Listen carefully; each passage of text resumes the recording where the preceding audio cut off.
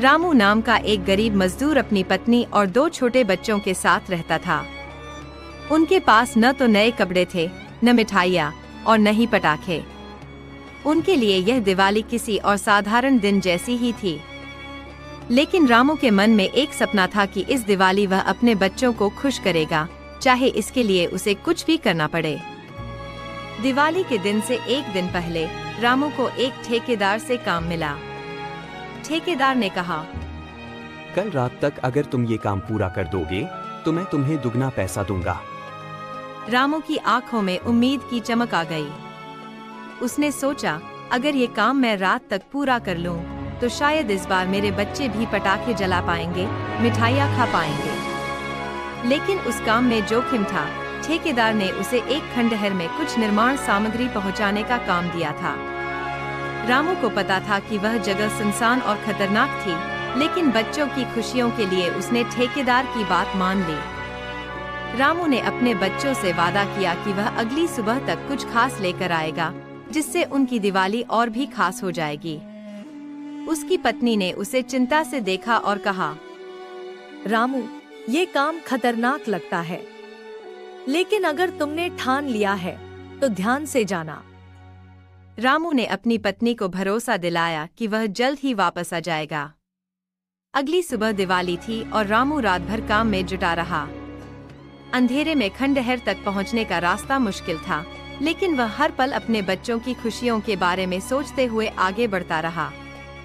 जैसे ही वह खंडहर के पास पहुंचा, उसने देखा कि वहां कुछ लोग पहले से ही मौजूद थे। उन्हें देखकर उसका दिल जोर से धड़कने लगा। क्या ये लोग उसे रोकने वाले थे? वो लोग आपस में फुसफुसा रहे थे, जैसे कुछ गड़बड़ कर रहे हों। रामू ने एक पेड़ के पीछे छिपकर उनकी बातें सुनी। उसे पता चला कि वे लोग खंडहर में चोरी का माल छिपा रहे थे। उसका शरीर ठंडा पड़ गया। उसने सोचा कि अब क्या किया जाए। एक तरफ उसके बच्चे थे, जिनकी खुशियां उसके इस काम पर निर्भर थीं, और दूसरी तरफ यह खतरनाक स्थिति। रामू के मन में एक विचार आया। अगर वह इन चोरों को पकड़वाए तो शायद गांव के लोग उसकी मदद करेंगे और उसकी इस दिवाली की समस्या हल हो जाएगी। उसने तुरंत अपने पास पड़े मोबाइल से पुलिस को सूचित किया, लेकिन पुलिस को आने में समय लगने वाला था। रामू ने ध्यान से देखा। चोरों में से एक आदमी अपने साथी को कुछ इशारे कर रहा था और एक संदूक को खंडहर के अंदर ले जा रहा था। यह देख रामू की उत्सुकता और बढ़ गई।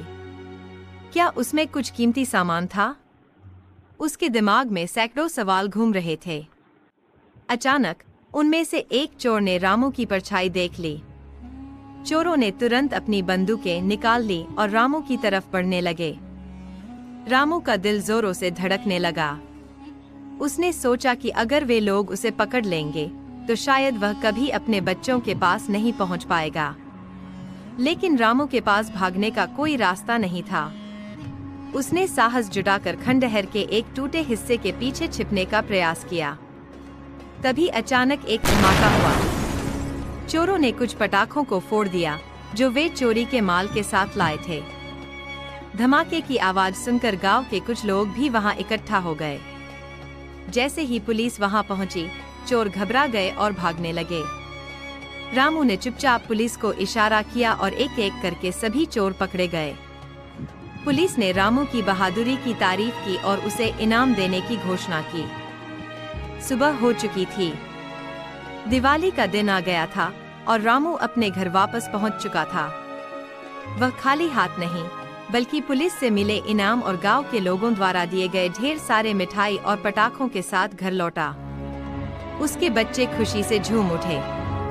उनकी आंखों में चमक और चेहरे पर मुस्कान थी। रामू की पत्नी ने उसे गर्व से देखा। उस दिन रामू के घर में न केवल दिवाली की रोशनी थी, बल्कि खुशियों की भी बरसात हो रही थी। गरीब होते हुए भी रामू ने अपने बच्चों की दिवाली को खास बना दिया था।